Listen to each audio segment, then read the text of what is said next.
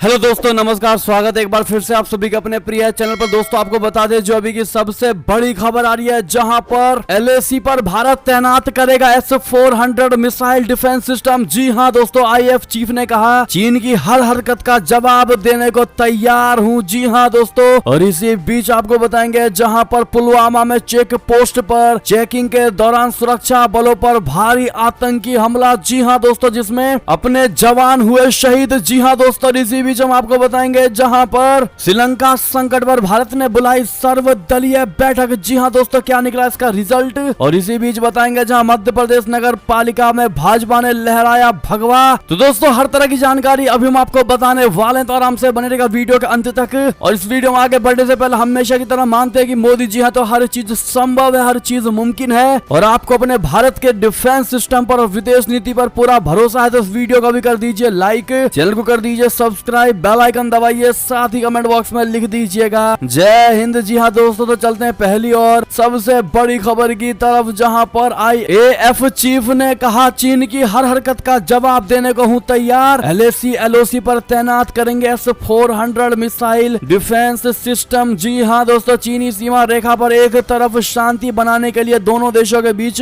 16वें दौर की सैन्य स्तर की बातचीत हो चुकी है। दोस्तों ऐसे में वायुसेना प्रमुख ने रविवार को बहुत बड़ा बयान दिया है। दोस्तों उन्होंने कहा कि हमारी सेना चीन से निपटने की भी पूरी तैयारी कर रही है। Air chief marshal VR Chaudhary ने कहा कि जब भी चीन की वायुसेना, people's liberation army, air force के लड़ाकू विमान सीमा के करीब आते हैं तो भारतीय वायुसेना तुरंत स्थिति से निपटने के लिए अपने लड़ाकू विमानों से जवाब देती है। दोस्तों इससे इन्हें काफी नुकसान पहुंचा है। उन्होंने ये भी कहा है कि हमने S-400 मिसाइल डिफेंस सिस्टम को चीन बॉर्डर पर तैनात कर रहे हैं। जी हाँ दोस्तों, चौधरी ने कहा कि हम चीनी विमानों की हर गतिविधि पर बारीकी से नजर रखे हुए हैं। इस दौरान वार्ता से ठीक पहले भारत को भड़काने की चीनी वायुसेना की कोशिश के कारण पर उन्होंने कहा कि मैं किसी विशेष कारण की ओर इशारा नहीं कर सकता कि वे ऐसा क्यों कर रहे हैं, लेकिन हम इस पर नजर रखे हुए हैं। जी हाँ दोस्तों, रूस की S-400 वायु रक्षा प्रणाली को सेना में शामिल करने की समय सीमा के बारे में जब उनसे पूछा गया दोस्तों, तो उन्होंने जवाब देते हुए कहा कि यह निर्धारित कार्यक्रम के अनुसार ही किया जाएगा। सभी डिलीवरी अगले साल के अंत तक पूरी हो जानी है। वायुसेना प्रमुख ने कहा कि वायुसेना चाहती है कि थिएटर कमांड की संरचनाएं भविष्य के लिए तैयार हों। जी हां दोस्तों, हमें आवश्यकताओं के मुताबिक चुनौतियों का सामना करने में सक्षम होना चाहिए। उन्होंने कहा कि S-400 मिसाइल डिफेंस सिस्टम को समय पर दोनों चीन और पाकिस्तान बॉर्डर पर तैनात किया जा रहा है। ऐसे में दोस्तों अब भारत ने चीन और पाकिस्तान के खिलाफ दोस्तों बड़ा कदम उठा लिया है दोस्तों, और S-400 को सीधे बॉर्डर पर ही तैनात किया जाएगा। जी हाँ दोस्तों, बढ़ते अगली और बड़ी खबर की ओर, लेकिन उससे पहले इस वीडियो को शेयर करना मत भूलिएगा दोस्तों, व्हाट्सएप, फेसबुक, जहां आपकी इच्छा हो। और साथ में दोस्तों कमेंट सेक्शन में भारत माता की जय लिखना मत भूलिएगा। चलते अगली खबर की तरफ, जहां पर पुलवामा में चेक पोस्ट पर चेकिंग के दौरान सुरक्षा बलों पर बड़ा आतंकी हमला, जिसमें ASI शहीद हो गए। जी हाँ दोस्तों, दक्षिणी कश्मीर के पुलवामा में रविवार को आतंकियों ने सुरक्षा बलों की टीम पर हमला कर दिया। दोस्तों आतंकी हमले में CRPF का एक जवान शहीद हो गया। बताया जा रहा है कि स्थानीय पुलिस और CRPF के जवान नाके पर चेकिंग कर रहे थे। इसी दौरान आतंकियों ने सुरक्षा बलों की टीम पर हमला कर दिया। घटना गोंगू क्रॉसिंग इलाके की बताई जा रही है। दोस्तों आतंकी हमले के बाद सुरक्षा बलों ने मोर्चा संभाल लिया है और आतंकियों के खिलाफ कार्रवाई की जा रही है। दक्षिण कश्मीर के पुलवामा जिले में गोंगू क्रॉसिंग के पास सर्कुलर रोड पर रविवार दोपहर पुलिस और CRPF की संयुक्त टीम चेकिंग में जुटी थी। इसी दौरान आतंकियों ने यानी आतंकवादियों ने हमला किया, जिसमें CRPF के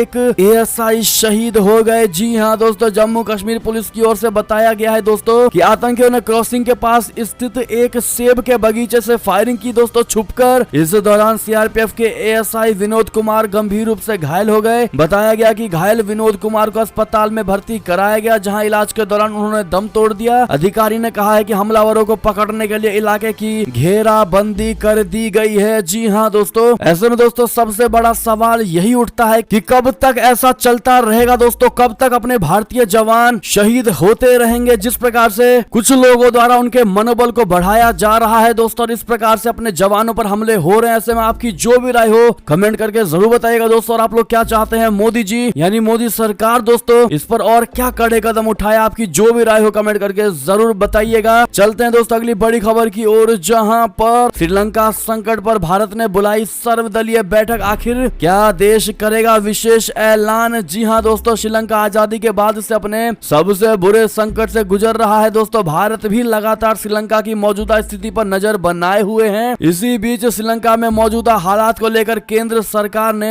मंगलवार को सर्वदलीय बैठक करने वाला है दोस्तों। संसद के मानसून सत्र के दूसरे दिन मंगलवार यानी 19 जुलाई को केंद्रीय वित्त मंत्री निर्मला सीतारमण और विदेश मंत्री एस जयशंकर की अध्यक्षता में बैठक होनी है। इस बैठक में श्रीलंका के मौजूदा हालात पर चर्चा की जाएगी। बहुत बड़ी खबर, संसद के मानसून सत्र से पहले यानी कल रविवार को विभिन्न राजनीतिक दलों के नेताओं की बैठक हुई दोस्तों। बैठक के बाद मीडिया को जानकारी देते हुए केंद्रीय संसदीय कार्य मंत्री प्रहलाद जोशी ने कहा, सरकार ने श्रीलंका में मौजूदा संकट पर विदेश मंत्री डॉक्टर एस जयशंकर और FM सीतारमण के नेतृत्व में एक और सर्वदलीय बैठक बुलाई है जो मंगलवार को होनी है। जी हाँ, रविवार को बैठक में अन्ना द्रमुक नेता M थम्बी दुरई और द्रमुक के TR बालू ने कहा कि श्रीलंका में संकट के समाधान के लिए भारत को हस्तक्षेप करना चाहिए। भारत श्रीलंका को ईंधन और राशन की आपूर्ति में मदद कर रहा है क्योंकि देश अपने सबसे खराब आर्थिक संकट का सामना कर रहा है। जी हाँ दोस्तों, पिछले हफ्ते ही जयशंकर जी ने कहा कि भारत ने श्रीलंका के लिए 3.8 बिलियन अमेरिकी डॉलर का वादा किया था। जी हाँ दोस्तों, अब ऐसे में ये बहुत बड़ा सर्वदलीय बैठक बुलाया गया है दोस्तों। देखना ये होगा मंगलवार को आखिर इस पर यानी श्रीलंका पर भारत क्या फैसला लेता है। जी हाँ दोस्तों, अगली बड़ी खबर की बात करें जहां पर भारत चीन कमांडर्स के 16वें दौर की वार्ता तो खत्म हो चुकी है दोस्तों। आखिर उस बैठक का क्या निष्कर्ष निकला दोस्तों, हम आपको बताते हैं। दरअसल रविवार को 16वें दौर की वार्ता खत्म हो चुकी है। दोनों देशों के बीच ये वार्ता भारतीय क्षेत्र चुशूल मोल्डो में चल रही थी। आप सभी को बता दें दोस्तों कि भारत और चीन के बीच 16वें दौर की बैठक सुबह 9:30 बजे से चल रही थी जो रात के कल 10 बजे खत्म हुई है दोस्तों। बैठक में भारतीय प्रतिनिधि मंडल का प्रतिनिधित्व लेह स्थित 14वीं कोर के commander lieutenant general Anindya Sen Gupta कर रहे थे, तो वहीं चीन के प्रतिनिधि मंडल की अगुवाई दक्षिण शिंजियांग सैन्य जिला प्रमुख मेजर जनरल यांग लिन ने की। जी हां, भारत लगातार ये कहता रहा है कि LAC पर शांति और सामंजस्य बनाए रखना द्विपक्षीय संबंधों के विकास के लिए अहम है। भारतीय सेना और चीन की PLA के बीच इससे पहले 11 मार्च को वार्ता हुई थी दोस्तों। 15वें चरण की वार्ता में कोई ठोस नतीजा नहीं निकला था। दोनों पक्षों ने एक संयुक्त बयान में कहा था कि मुद्दों के समाधान से क्षेत्र में शांति और सामंजस्य बहाल करने में मदद मिलेगी और द्विपक्षीय संबंधों में प्रगति होगी। जी हाँ दोस्तों, गौरतलब है कि भारत और चीन के सशस्त्र बलों के बीच मई 2020 से पूर्वी लद्दाख में सीमा पर तनावपूर्ण संबंध बने हुए हैं। अगली बड़ी खबर की बात करें दोस्तों, जहां इमरान खान की बल्ले बल्ले 20 में से 18 सीटों पर PTI आगे हमजा शहबाज की जाएगी कुर्सी। जी हां दोस्तों, पाकिस्तान के पंजाब सूबे में हो रहे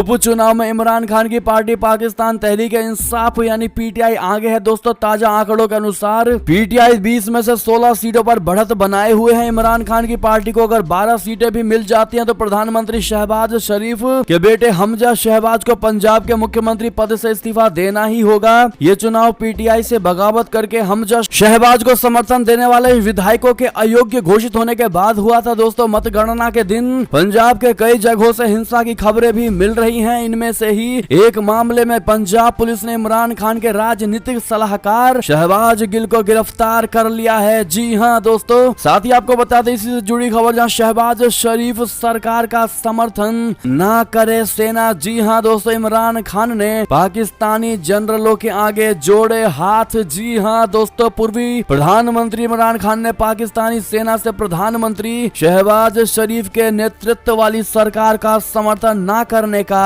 आग्रह किया है। उन्होंने आरोप लगाया है कि शहबाज सरकार अवाम की उम्मीदों को पूरा करने में विफल रही है। इमरान खान ने पाकिस्तानी सेना के शीर्ष अधिकारियों से अपने फैसले की समीक्षा करने का अनुरोध करते हुए दावा किया कि कोई भी गलत कदम जनता और प्रतिष्ठान के बीच की खाई को और बढ़ा सकता है। इमरान खान पहले भी पाकिस्तानी सेना पर शहबाज शरीफ का समर्थन करने का आरोप लगा चुके हैं। इससे 2 दिन पहले इमरान के खास माने जाने वाले पूर्व मंत्री फवाद हुसैन ने कहा था कि अवाम इंकलाब के लिए तैयार है, अब सेना को फैसला करना है कि उन्हें ये कैसे करना है। जी हाँ दोस्तों, अगली बड़ी खबर की बात करें करें, जहां पर ऋषि सुनक जी अच्छे प्रधानमंत्री साबित होंगे। जी हां प्रिय बोरिस जॉनसन, अपने मतदाताओं की आवाज भी कभी सुन लिया करें। जी हां दोस्तों, ब्रिटेन में सत्तारूढ़ कंजर्वेटिव पार्टी के समर्थक मतदाताओं में से लगभग आधे का मानना है कि ऋषि सुनक एक अच्छे प्रधानमंत्री होंगे। रविवार को एक नए ओपिनियन पोल में ऋषि सुनक को प्रधानमंत्री पद की दौड़ में सबसे आगे बताया गया। दोस्तों बड़ी बात यह है कि इस पोल में शामिल लोग सत्तारूढ़ कंजर्वेटिव पार्टी के समर्थक है। वर्तमान में कार्यवाहक प्रधानमंत्री बोरिस जॉनसन इसी पार्टी का प्रतिनिधित्व कर रहे हैं। चंद दिनों पहले ही बोरिस जॉनसन ने अपनी पार्टी के नेताओं से कहा था कि किसी का भी समर्थन करे लेकिन ऋषि सुनक का नहीं। ऐसे में बोरिस जॉनसन को अपने मतदाताओं की इच्छा को जरूर सुनना चाहिए। जी हां दोस्तों, आप सभी को बता दें द संडे टेलीग्राफ की एक खबर के अनुसार जेएल पार्टनर्स द्वारा किए गए ओपिनियन पोल में 4400 से अधिक लोगों को शामिल किया गया, जिसमें यह बात सामने निकलकर आई कि 2019 के आम चुनाव में कंजर्वेटिव पार्टी का समर्थन करने वालों में से 48% का मानना है कि भारतीय मूल के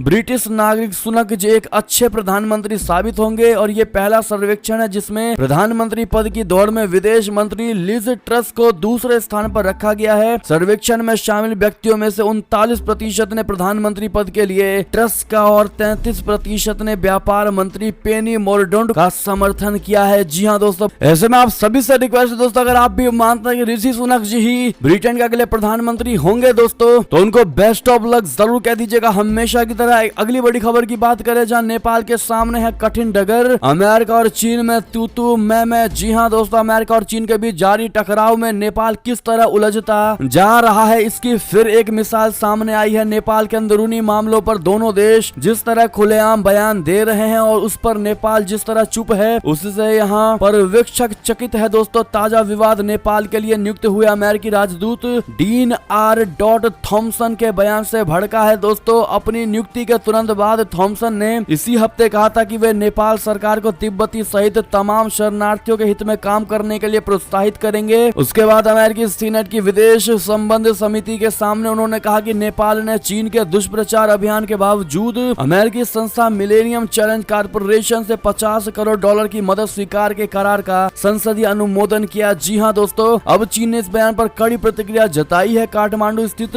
चीनी राजदूत ने एक बयान में अमेरिका के नियुक्त राजदूत के बयान को पूरी तरह बेबुनियाद बताया है दोस्तों। दूतावास ने कहा कि अमेरिकी राजदूत ने न सिर्फ चीन पर लांछन लगाया है बल्कि नेपाल और नेपाली जनता का अपमान किया है। जी हाँ दोस्तों, और यही असली दुष्प्रचार है। ऐसे में आखिर नेपाल क्या करे? अमेरिका और चाइना के बीच फंस करके दोस्तों नेपाल का क्या डिसीजन होने वाला है? आपकी जो भी राय हो, सुझाव नेपाल को आप लोग जरूर दीजिएगा दोस्तों। अगली बड़ी खबर की बात करें, जहां प्रधानमंत्री नरेंद्र मोदी पीएम बना तो सभी मुसलमान आतंकी बन जाएंगे, ये कहने वाले यानी 10 साल पहले ये बयान देने वाला अजमेर दरगाह का सरवर चिश्ती कर रहा है पीएफआई की तारीफ। जी हाँ दोस्तों, अजमेर शरीफ दरगाह के चिश्तियों के कितने चेहरे हैं, ये उनके हालिया बयानों से सामने आ गए हैं दोस्तों। दरगाह मैनेजमेंट कमेटी के सचिव सैयद सरवर चिश्ती भले ही घूम घूम कर कहते रहा हो कि वो खादिम सलमान चिश्ती के उस बयान का समर्थन नहीं करता जिसमें सलमान ने नुपुर शर्मा का सिर काटने वालों को अपना मकान देने की बात कही थी, लेकिन अब पीएफआई के साथ उसका सीधा कनेक्शन सामने आया है। जी हाँ दोस्तों, हिंदुस्तान को हिलाकर रख देने की बात करने वाले सरवर चिश्ती का एक पुराना वीडियो सामने आया है जिसमें वो कट्टरपंथी संगठन पॉपुलर फ्रंट ऑफ इंडिया और उसके राजनीतिक संगठन social democratic party of India यानी एसडीपीआई को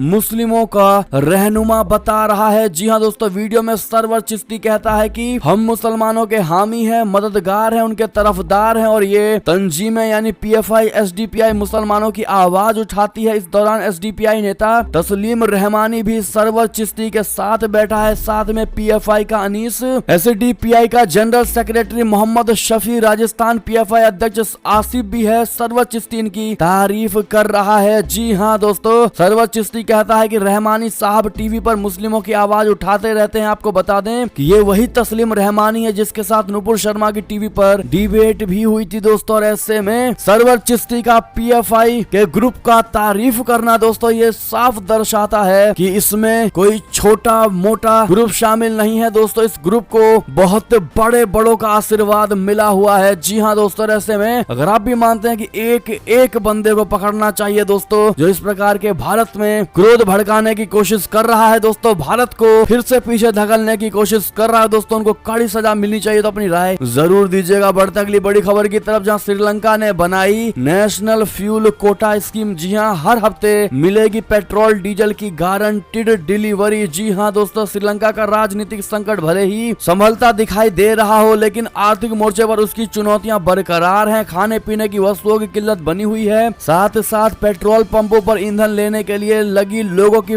लंबी लंबी लाइनें उसके आर्थिक संकट की गवाही दे रही है। ऐसे में श्रीलंका ने ईंधन की उपयुक्त उपलब्धता सुनिश्चित करने के लिए नेशनल फ्यूल कोटा स्कीम तैयार किया है दोस्तों। यानी कि श्रीलंका सरकार ने नेशनल फ्यूल कोटा स्कीम के तहत प्रत्येक गाड़ी के लिए हर हफ्ते एक निश्चित कोटा में पेट्रोल या डीजल आवंटित करेगी। जी हां, पेट्रोल या डीजल का ये कोटा लोगों को नेशनल आईडी कार्ड के आधार पर जारी किया जाएगा। बढ़ते अगली खबर की तरफ, जहां पर डूबते पाकिस्तान को तिनके का सहारा, विश्व बैंक ने 20 करोड़ डॉलर की दे दी मंजूरी। जी हां दोस्तों, आर्थिक संकट से गुजर रहे पड़ोसी देश पाकिस्तान को विश्व बैंक ने बहुत बड़ी राहत दी है। विश्व बैंक ने शनिवार को पाकिस्तान में कृषि क्षमता को बढ़ाने और पंजाब प्रांत में कृषि क्षेत्र को मजबूती प्रदान करने के लिए 20 करोड़ अमेरिकी डॉलर के फंडिंग की मंजूरी दी है। विश्व बैंक ने एक बयान में कहा कि पंजाब में कृषि क्षेत्र पाकिस्तान की अर्थव्यवस्था और खाद्य सुरक्षा का केंद्र है, क्योंकि यह देश के कुल खाद्य उत्पादन का 73% हिस्सा है। जी हां दोस्तों, बढ़ते अगली बड़ी खबर की ओर, जहां रूस और इंडोनेशिया ने उठाया बहुत बड़ा कदम। अब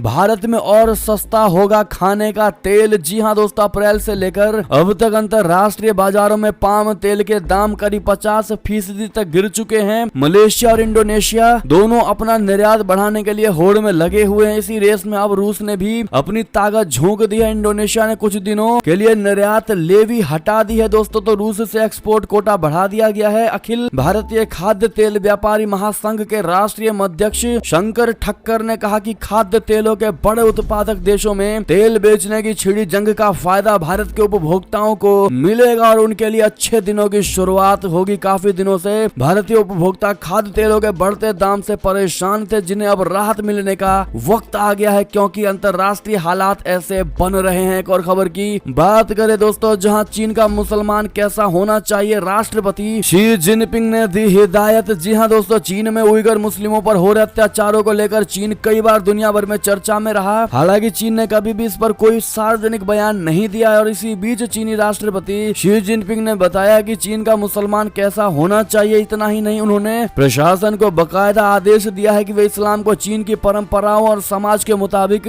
ढालने की कोशिश करें। जी हां दोस्तों, दरअसल चीन के शिनजियांग प्रदेश के दौरे पर पहुंचे चीनी राष्ट्रपति शी जिनपिंग ने ये चीनी मुस्लिमों को लेकर कई बातें कही। दोस्तों, ये वही शिनजियांग है जहां उइगर मुस्लिमों की संख्या सबसे ज्यादा पाई जाती है। चीनी मीडिया रिपोर्ट्स के मुताबिक जिनपिंग अपने 4 दिन के दौरे पर शिनजियांग पहुंचे हैं। जिनपिंग ने यहां अपने अधिकारियों से कहा कि इस्लाम को चीन के अनुकूल बनना चाहिए और समाजवादी ढांचे को अपनाना चाहिए। जी हां दोस्तों, बढ़ते अगली बड़ी खबर की तरफ, जहां पर बांग्लादेश में फिर हिंदुओं पर हमला, मंदिर में तोड़ फोड़, घर में लगाई गई आग। जी हां दोस्तों, बांग्लादेश में फिर एक बार से हिंदुओं को निशाना बनाया गया है। दोस्तों, यहाँ के नेराइल के लोहागरा इलाके में हिंदुओं के घर पर हमला किया गया, वहीं एक घर में आग भी लगाई गई। बताया जा रहा है कि भीड़ ने एक मंदिर में भी तोड़फोड़ की। जी हां दोस्तों, पुलिस अधिकारियों ने बताया कि मामला एक हिंदू युवक द्वारा की गई फेसबुक पोस्ट से ही जुड़ा हुआ है। दोस्तों, युवक द्वारा की गई पोस्ट से भीड़ नाराज हो गई और हिंदुओं के घरों पर हमला बोल दिया। फिर फेसबुक पोस्ट करने वाले युवक के घर में घुस गई और आग लगा दी। इसके बाद मौके पर पहुंची पुलिस ने भीड़ को तितर बितर करने के लिए हवाई फायरिंग की। जी हां दोस्तों, अगली बड़ी खबर की बात करें, जहां पर इंडिगो फ्लाइट की कराची में इमरजेंसी लैंडिंग, शारजाह से हैदराबाद आ रहा था विमान। जी हां दोस्तों,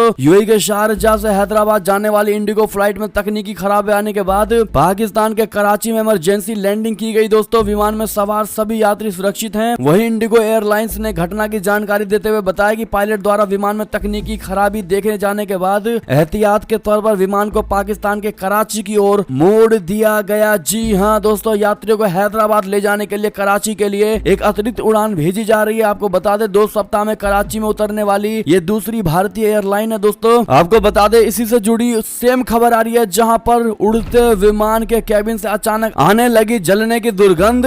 मस्कट की तरफ मोड़ी गई दुबई जा रही एयर इंडिया की फ्लाइट। जी हां दोस्तों, कैबिन में जलने की दुर्गंध आने के बाद कालीकट से दुबई जा रही एयर इंडिया की एक फ्लाइट को सुरक्षित मस्कट की तरफ डाइवर्ट कर दिया गया। लेकिन दोस्तों, सब में बड़ी बात, ये बार बार विमान में इस तरीके के लगातार दोस्तों खराबियां क्यों क्यों आ रही है। जी हाँ दोस्तों, जिसके बाद गुस्साए लोगों ने स्पाइस जेट की मुश्किलों को बढ़ा दिया है। दोस्तों सही सुना आपने, बड़ी खबर है। खराबी की घटनाओं के बाद संचालन पर यानी स्पाइस जेट के विमान की संचालन पर रोक लगाने की मांग की गई है। हाई कोर्ट में इसको लेकर याचिका दायर किया गया है। जी हाँ दोस्तों, स्पाइस जेट में आ रही बार बार खराबी को लेकर स्पाइस जेट के खिलाफ दिल्ली हाई कोर्ट में याचिका दाखिल की गई है। जी हाँ दोस्तों, कोर्ट से एयरलाइन के उड़ान संचालन पर रोक लगाने की मांग की गई है। जी हाँ दोस्तों, लेकिन स्पाइस जेट में ये बार बार खराबी है, लेकिन दोस्तों और भी विमानों में अब खराबी की खबरें आ रही हैं। बढ़ते अगली बड़ी खबर की ओर, जहां मध्य प्रदेश नगर पालिका में भारतीय जनता पार्टी ने लहराया भगवा, बागियों ने भी खेला खेल। जी हाँ, सभी 36 सीटों के नतीजे हम आपको बता दें। मध्य प्रदेश में नगरीय निकाय निर्वाचन 2022 के तहत रविवार को 44 जिलों के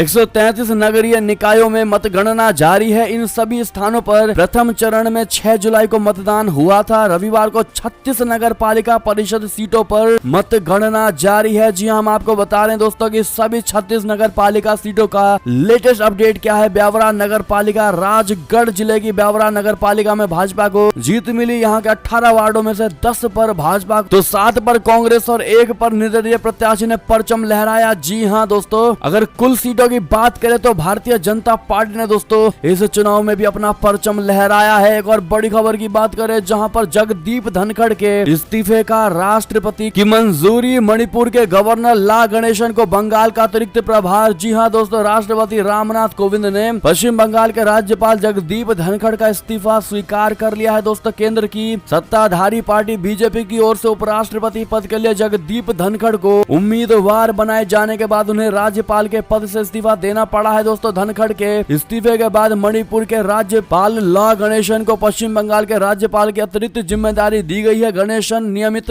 व्यवस्था होने तक मणिपुर के साथ साथ पश्चिम बंगाल के राज्यपाल के कार्यों का निर्वहन करेंगे। अगली बड़ी खबर की बात करें दोस्तों, जहां पर समाजवादी पार्टी से बसपा के पास जाएगी सुभाषपा। जी हाँ, ओपी राजभर ने कहा अखिलेश यादव छोड़ देंगे तो मायावती के पास जाएंगे। जी हाँ, विधानसभा चुनाव के बाद से समाजवादी पार्टी और सुहेल देव भारतीय समाज में पड़ी दरार बढ़ती जा रही है। दोस्तों समाजवादी पार्टी और सुभाषपा के बीच बढ़ रही दरार के बाद अब राजभर नया ठिकाना तलाशने में जुट गए हैं। हालांकि इसको लेकर अभी भी पूरी तरह से खुलकर बात नहीं रखी गई है, लेकिन अखिलेश यादव का फैसला जानने को कहा है। उन्होंने कहा कि अखिलेश यादव उन्हें छोड़ देंगे तो वो मायावती के घर का दरवाजा खटखटाएंगे। ओपी राजभर इससे पहले भी कई बार अखिलेश यादव पर तंज कस चुके हैं। राजभर लगातार अखिलेश यादव पर एसी कमरे में बैठकर राजनीति करने का आरोप लगाते रहे हैं। अब राष्ट्रपति चुनाव की उम्मीदवार द्रौपदी मुर्मू का समर्थन नहीं करने को लेकर भी राजभर ने अखिलेश को घेरा है। दोस्तों आपको बता दें, शनिवार को सुभाषपा के राष्ट्रीय अध्यक्ष एवं विधायक ओम प्रकाश राजभर ने सर्किट हाउस में प्रेस कॉन्फ्रेंस के दौरान कहा कि अखिलेश यादव बार बार अनदेखी कर रहे हैं। ओपी राजभर ने कहा आजमगढ़ उपचुनाव में समाजवादी प्रत्याशी की कम वोटों से हार हुई। यदि सपा सुप्रीमो अखिलेश यादव प्रचार करने गए होते तो हम लोग वो सीट भी जीत जाते। इस कारण राष्ट्रपति चुनाव में यशवंत सिन्हा को समाजवादी पार्टी ने समर्थन देने के लिए बुलाया, लेकिन मुझे नहीं बुलाया। मुख्यमंत्री व गृह मंत्री ने राष्ट्रपति के लिए द्रौपदी मुर्मू के समर्थन के लिए अनुरोध किया था। ऐसे में दोस्तों राजभर का समाजवादी पार्टी छोड़कर मायावती के पार्टी में जाना दोस्तों एक बहुत बड़ा राजनीति साजिश भी हो सकती है दोस्तों, क्योंकि अगर बीजेपी का नाम लेते हैं राजभर जी तो शायद अखिलेश यादव उनको छोड़ने ना दे अपनी पार्टी, और ये भी बड़ी वजह हो सकती है कि इसी वजह से राजभर को मायावती पार्टी का नाम लेना पड़ रहा है। दोस्तों आपको क्या लगता है कमेंट करके जरूर बताइएगा। दोस्तों अंतिम खबर की बात करें, जहां मोदी सरकार के मंत्री का बड़ा बयान, कहा 8 साल में लाखों किसानों की आय हुई दुगनी। जी हां, नरेंद्र मोदी की नेतृत्व में सरकार बनने पर किसानों की आय दुगनी करने का जो वादा किया गया था वो 8 साल के कार्यकाल में पूरा हुआ है। मोदी सरकार में कृषि मंत्री नरेंद्र सिंह तोमर ने हाल ही में ये बयान दिया है। दोस्तों उन्होंने दावा करते हुए कहा है कि इस अवधि में देश के लाखों किसानों की आय दुगनी हुई है। आप लोग क्या कहते हैं दोस्तों, कमेंट करके जरूर बताइएगा। दोस्तों किसानों की आय दुगनी को लेकर देखते हैं भारत का क्या स्टेप है दोस्तों इस पर। और ऐसे में ये थी अब तक की सारी बड़ी खबरें। आपको हमारी खबर कैसी लगी दोस्तों, आशा करता हूँ बहुत अच्छी लगी होगी। अगर थोड़ी भी अच्छी लगी है तो इस वीडियो को अभी अपने भाई बंधुओं में व्हाट्सएप, फेसबुक, ट्विटर के जरिए पूरे भारत में शेयर करना बिल्कुल मत भूलिएगा दोस्तों। और अभी कर दीजिए इस वीडियो को लाइक, चैनल को कर दीजिए सब्सक्राइब, बेल आइकन दबाइए, साथ ही कमेंट बॉक्स में लिख दीजिएगा जय हिंद जय भारत। तो मिलते हैं आप सभी बड़ी खबर दोस्तों, तब तक के लिए अपना ख्याल रखिएगा। आप सभी का बहुत बहुत धन्यवाद साथ देने के लिए, साथ बने रहने के लिए। जय हिंद जय भारत, जय श्री राम, वंदे मातरम, हर हर महादेव।